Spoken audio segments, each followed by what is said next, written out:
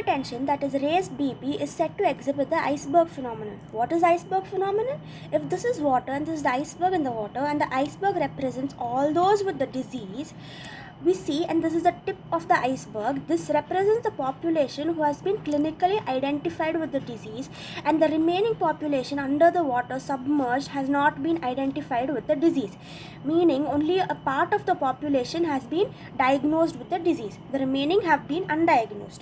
And this iceberg phenomenon in hypertension is explained by the rule of halves, which is explained by this diagram.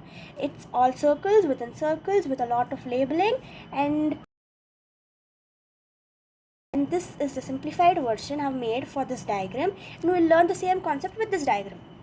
Okay, so the whole big circle represents the total population. Out of this, half the population is said to be normotensive, whereas the remaining half is said to have hypertension. And among the hypertensive population, only half has been diagnosed, whereas the remaining half has not been diagnosed with hypertension. And among those who have been diagnosed, only half are being treated for hypertension, and the rest half are not being treated for hypertension.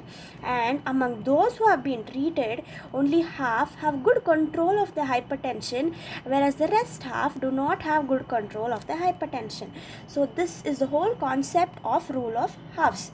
So the whole thing is, among the total population, half are hypertensive. Among the hypertensive, half have been diagnosed.